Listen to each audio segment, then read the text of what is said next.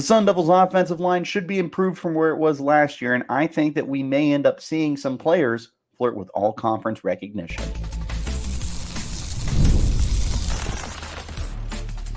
You are Locked On Sun Devils, your daily podcast on the Arizona State Sun Devils. Part of the Locked On Podcast Network, your team every day. Welcome back to the Locked On Sun Devils podcast, part of the Locked On Podcast Network, your team every day. My name is Richie Bradshaw, and I will be your guide for everything Arizona State Sun Devils. Shout out my everydayers who are here every day. Thanks for making us your first listen of the day. Don't forget to hit like, subscribe, and turn on notifications wherever you're getting your shows. Stay in touch by following me on Twitter at RichieBrads36, the podcast at LO_Sun Devils. If you have not hit subscribe on YouTube yet, do me a favor, hit that subscribe button so we can get to 1,000 subscribers and find a way to celebrate together as a channel. Today's episode is brought to you by FanDuel.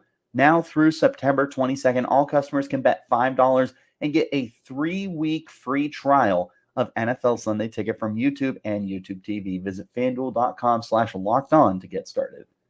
Ladies and gentlemen, welcome back. And today we are going to be taking a look at the offensive line in what will kick off our position breakdown series. Essentially, this is where we're going to go through, as you could guess, each position group. We'll do an overview. We will do a predicted depth chart according to me, and then some bold predictions.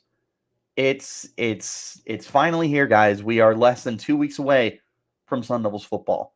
So let's make some bold predictions. Let's predict some depth charts, and let's take a look at each position overall. And we'll start today with the offensive line. Now, the offensive line seems to be a lot better than it was a year ago. And it's a few different things to factor into it. First and foremost, everyone is healthy. Knock on wood. Everyone is healthy. And as long as that continues to be the case, then the Sun Devils offensive line is going to be a better unit than they were last year. One of the biggest reasons that the team struggled so much was because they couldn't stay on the football field. And it forced guys that maybe weren't ready to play. It forced guys to play out of position. It was just a mess all the way around. This year, everyone is perceivably healthy. You should be able to have consistency that you didn't have last year.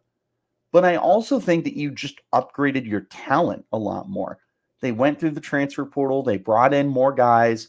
They have some youngsters that are coming up. You've got guys returning from injury that are back. This offensive line feels a lot better than it was last year. I remember talking to some of the coaches last year, and they would say that they felt they were too deep along the offensive line. Last year, I didn't really agree with them on that. This year, no. This year, this offensive line is legit. There's a lot of guys, and you can come up with a different starting alignment with several of the different players, and you would feel confident with that lineup. We'll talk about my predicted starting lineup as well as a sixth offensive lineman for myself, but this is a really good looking offensive line. This is a really good blend of veterans along with younger guys. There's not just veterans, but there's proven guys like Ben Coleman is back, former Pac-12 all-conference team when he was playing at Cal. You've got Lee Fotanu is back. He was one of the lone consistent starters from last year, one of the lone guys who was able to stay healthy. You're bringing in guys like Josh Atkins, who were very high-quality players when he was at Hawaii prior to transferring to Arizona State. Guys like Emmett Boley and Bram Walden are returning from injury. In theory, there's a lot that is going right here along the offensive line. And ASU is going to need the offensive line to be good this year. You've got another young quarterback in Sam Leavitt, and you're having to replace some of your biggest offensive weapons as well. You're replacing Jalen Conyers at tight end. You're replacing Elijah Badger at receiver. This is going to be a very difficult year for anybody. And Sam Leavitt, as a redshirt freshman, brand new to the program, who was officially announced the starter today. I went over my how he got here and what to look for in week 1 for Sam Leavitt earlier today on a bonus episode. If you haven't checked it out, go and check it out. This is a line that will have a lot of responsibilities this year. Even beyond like the do your assignment kind of thing, like, hey, don't give up a sack or hold your block in a run game. Like, it's not just that for them. It's a mental thing as well. This is a group that has to perform at a high level. If they don't, there's a chance that the entirety of the offense falls apart. If they can't run block, then there's only so much that Cameron Scadaboo and the rest of the guys can do. If they can't pass block, a young guy like Sam Leavitt is going to struggle. They need to be playing well because a lot of the offense's success hinges around the offensive line. I've talked many times about how the strength of the team should be running the football. They've got 6 different guys that you feel confident can be your starting running back. You should be able to build your identity through that. You've got some quality receivers as well. Jordan Tyson, Troy O'Mary in particular should be really good receivers for you this upcoming year. Sam Leavitt, very exciting young quarterback. There's a reason he was a former 4-star recruit. There's a reason that he was able to beat out Jaden Rashada back in the spring. It's all exciting.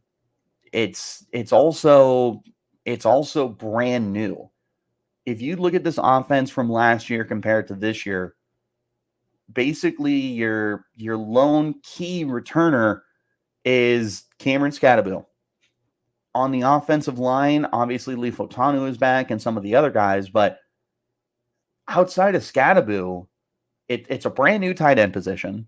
It's new faces at the receiver spot. Some guys who are returning from injury, some guys that are brand new, but it's a room that is much different. Quarterback, obviously brand new as well.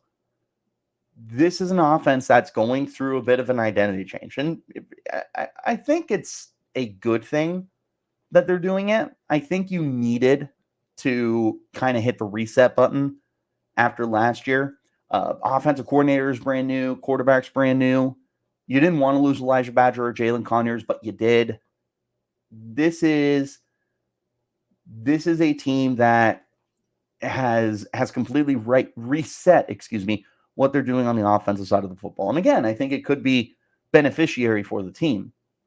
That nonetheless makes it a bit of a challenge, however, to see how they are able to perform this year. The way that you can support them the best is by having a quality offensive line, having an offensive line that is going to be able to provide a young, raw quarterback like Sam Leavitt an opportunity to stand in the pocket and deliver strikes. An offensive line that's able to pave out running lanes for Cameron Scadaboo and the rest of the guys to be able to carry the load for this offense and be able to go to that 60-40, 70-30 run to pass ratio that I would like to see, and I'm sure a lot of other people would like to see. But a lot of it hinges on whether or not the offensive line is going to be able to play up to par. That being said, it's a deep team. It's a deep unit, There's several guys that you would be confident as playing at left tackle, or if they don't play at left, you could slide them to right. You feel good. Interior, you got 2 guys who feel like plug and plays. Your right guard feels like a wide open competition. We'll talk about that. You are too deep, perceivably. This is a group that has versatility. This is a group that has youth. It's got a real good blend of all sorts of good stuff. And it's a group to be confident in at the end of the day. This is a room that undoubtedly is going through some changes, but I think that these changes will end up being for the better for this team. Now, we're going to go ahead and take a look at my predicted depth chart as well as a 6th offensive lineman, and I'm going to talk about some key backup guys as well in just one moment. This is the Locked On Sun Devils podcast, part of the Locked On Podcast Network, your team every day. You've heard us talk about FanDuel, America's #1 sportsbook, but we got something a little bit different for you. Now through September 22nd, all FanDuel customers can bet $5 and get a 3-week free trial of NFL Sunday Ticket from YouTube and YouTube TV. Then, with a YouTube TV base plan, you'll be able to watch every regular season Sunday afternoon out-of-market game. All you need is a Google account and a current form of payment, and you can cancel at any time. Just visit FanDuel.com/lockedon to download America's #1 sportsbook. College football is back, and Locked On College Football Podcast kicks off the action with a live in-season preview at 7 p.m. Eastern on Tuesday, August 20th. That's tomorrow, by the way, on Locked On College 24/7 streaming YouTube channel. This 4-part series covers each of the 4 major conferences with discussion of what ACC, Big 10, Big 12, and SEC teams have to get their shot at the playoffs. We're going to be involved with that, of course. Be sure to check out the special streaming of Locked On College 24/7 YouTube channel on Amazon Fire TV, part of the Locked On Podcast Network, your team every day. Let's go ahead and get back into our show now and take a look at a predicted depth chart for this team. And I again to emphasize this, I like what they've got going on along the offensive line right now. This is a group that has good depth, and not just good depth, but they have high quality players. There's a handful of guys here that should be able to really carve out a name for themselves this year and potentially get that recognition as an all-conference player. We'll go ahead and start the conversation. I'll go in left to right, so starting at left tackle and going all the way to right tackle with my predicted depth chart before we start talking about the other stuff. Starting at left tackle, I've turned a heel recently. I was of the belief for the longest time that Josh Atkins was going to be the starting left tackle, and he still very well could be. But from the things that I have heard from the people I have talked to at training camp, there's an offensive lineman not to be sleeping on to be the day one starting left tackle. That's Emmett Bully. And that's actually who I am predicting to be my starting left tackle. Now, last year, Bully played right tackle for 2 games before he had an unfortunate leg injury that cost him the remainder of the season. Prior to that, he was a key depth piece for the team in 2022. He's someone that they've really liked as their 6th offensive lineman. And this is normally the guy that I would have predicted to be the 6th offensive lineman. But not only has he been getting looks at left tackle, but he has been getting a lot of praise as well, playing on the left side. Somebody who I have been told looks like the best blindside blocker, on the team right now. Where there's smoke, there's fire. This is a good offensive lineman who has been absolutely taking those steps forward since coming to the Power 4 level now. Emmett Bully is the guy, and I'm excited to see what Emmett Bully can do this year. I think he is your starting left tackle as of now. Left guard and center feels pretty straightforward. Left guard, Ben Coleman. Coleman did not get to play last year. He was dealing with an injury. He is back. He is healthy. He is still certifiably really good at football. He is a plug-and-play at left guard. Center, it's Lee Fotanu. He played every game last year. He played at a high level. He's someone that we'll talk a little bit later about him, and I'll leave it at that for right now. Ben Coleman, Lee Fotanu, plug-and-plays for me at left guard and center. Right guard, this is where I had a little bit of a conversation with myself as far as who I wanted to put in there. There's a lot of different directions that ASU can go at the guard spot. They could bring in one of their depth guys, like they brought in Jalen Clem in the offseason. He is a tackle guard kind of switch guy. He could have been your starting right guard. I did not go with him. You could have gone with one of the younger guys like a Terrell Kim or a Samisi Tonga. Did not go with them. Joey Suon comes in through the transfer portal. I did not go with him. Instead, I'm going with someone that was highlighted to us way back in the spring, somebody that has been really, really standing out in terms of play, but also in terms of a leadership, and that's Sean Naa. Naa was a player who was thrust into a starting position last year due to injuries along the offensive line. Not just that, he was thrown into the fire to be the left tackle, not because they wanted to, but because Isaiah Glass decided to enter the transfer portal in the middle of the week while they were preparing to go play Utah. I got nothing for that, but Sean Naa was absolutely tested this past year, and it was anything but easy for him. But nonetheless, he was able to show up. He was able to play at a high enough level.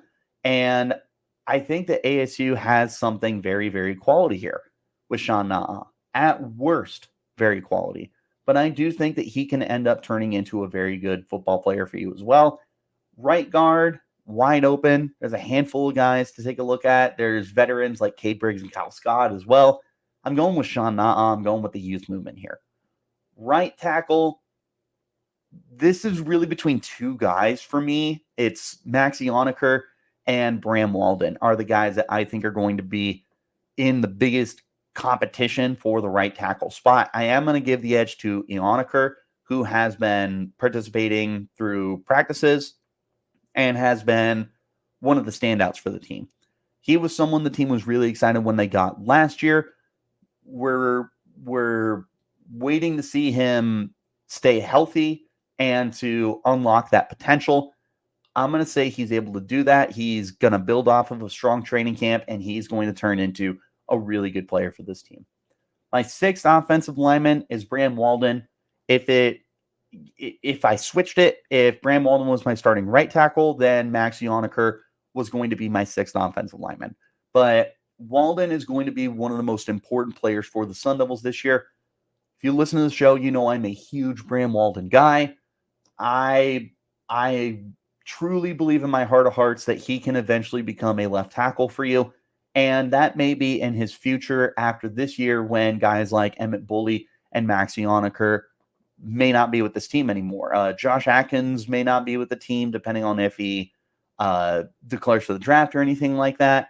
There's an opportunity for Bram Walden in 2025 to be the starting left tackle. This year, I do think he starts this year, for sure. I just don't know if he's starting week one, which is why I have him as my sixth offensive lineman. Some of the key guys I wanted to mention in terms of depth, Josh Atkins, look, he's transferring from Hawaii. He's got experience at left tackle. He felt like the guy to be the starting left tackle. He's been beat out right now by Emmett Bully, but that doesn't mean he is a bad football player. If anything, it just means that Emmett Bully has been playing very, very good football. Josh Atkins as one of your key depth pieces, that's a brag. That is a big-time brag for you. You could play him at left tackle and you'd feel confident about it. So between him and Emmett Bully, you've got a great problem to have for your left tackle spot. And if they decide that Bully is still a right tackle, then, oh no, Josh Atkins has to play left tackle. What a bummer. He's still a good football player. You're just in a situation where right now he gets to be one of your depth guys. Jalen Clem, another dude who I was really excited about when they brought him in. He played for a Washington offensive line last year that won the Joe Moore Award for the best offensive line in the country. He was one of the key depth guys there. He's coming to Arizona State. He has been working out at right tackle. He's someone that I feel would be a really good player inside at guard, but he's going to be another one of their key depth players. If somebody goes down, God forbid, Clem is going to be one of the first people they call because he can play inside and outside. So having that versatility makes him just as important as anyone else, which brings me to Cade Briggs and Kyle Scott. Scott especially has some versatility to play inside and out. Cade Briggs, I think, is just a really good depth piece at guard. I will also say, if Sean Naa is not your starting right guard, I would be... it's so tough with Scott, man. Like, it'd be between those three. Sean Naa, Cade Briggs, Kyle Scott. One of them will be your starting right guard, in my opinion. Cade Briggs, I feel like if you forced me to pick someone that wasn't Sean Na'a, I'd probably go Cade Briggs. Kyle Scott, you just love the flexibility he has, similar to Jalen Clem. That's my predicted starting five. Emmett Bully at left guard or left tackle. Ben Coleman at left guard. Leif Otanu at center.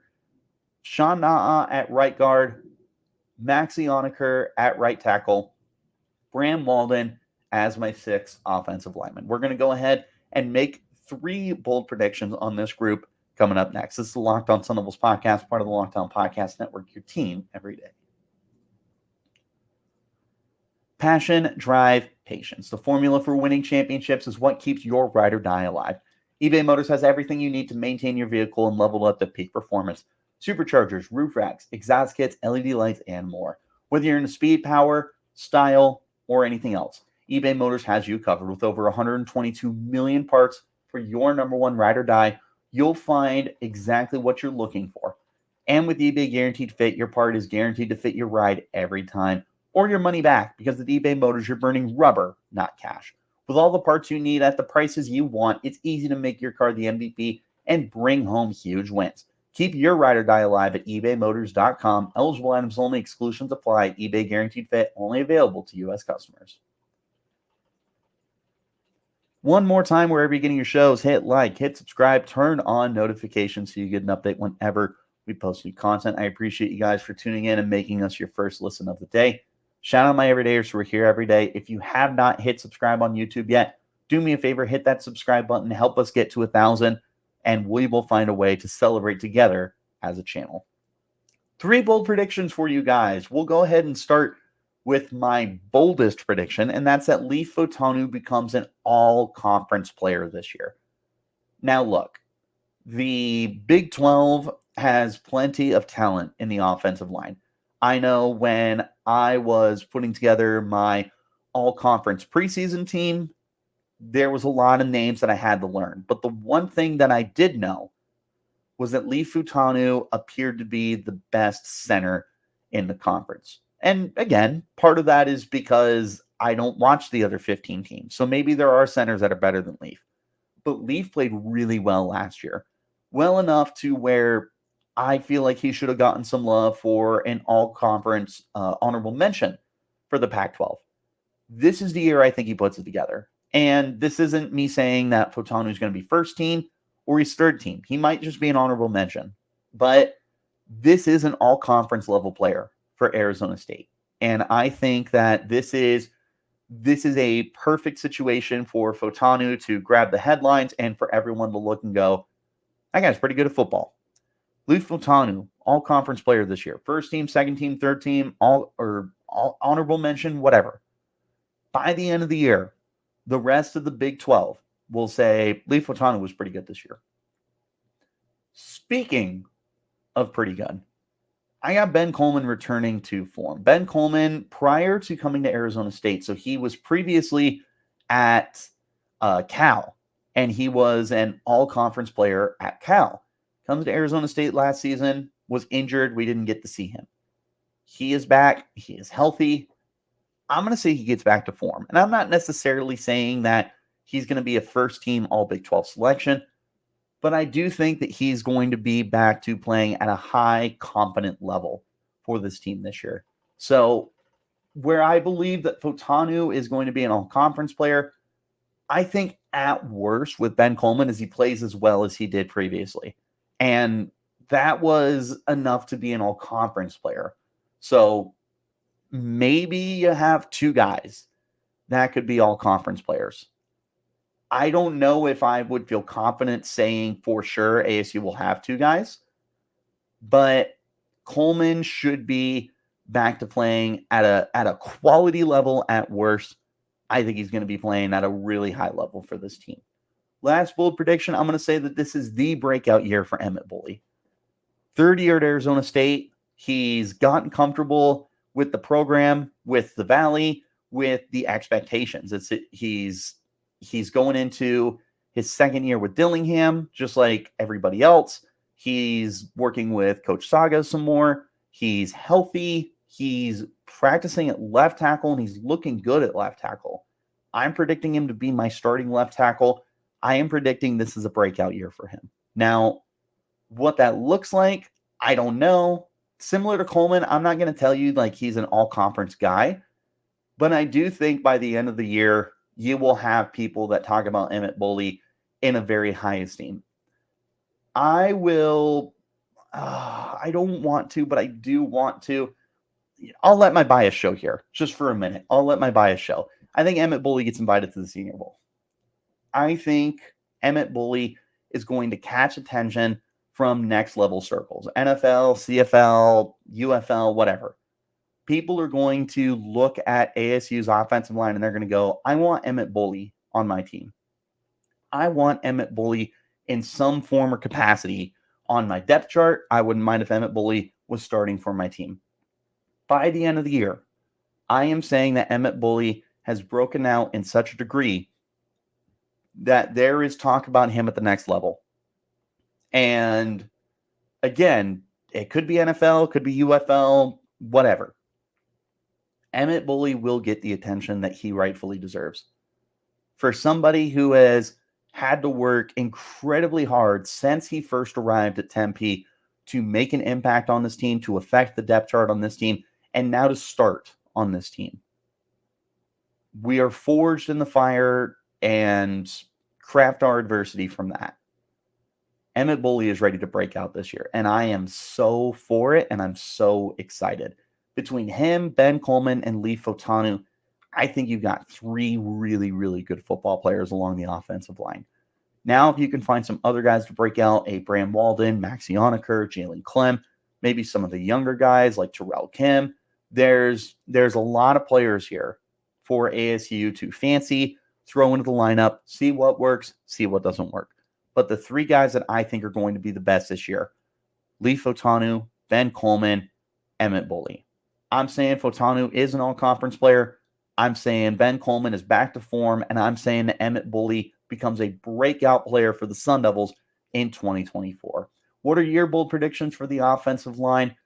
Did I nail it with my predicted starting five? Let me know in the comments, or you can hit me up on Twitter at RichieBrads36, the podcast at LO_Sun Devils.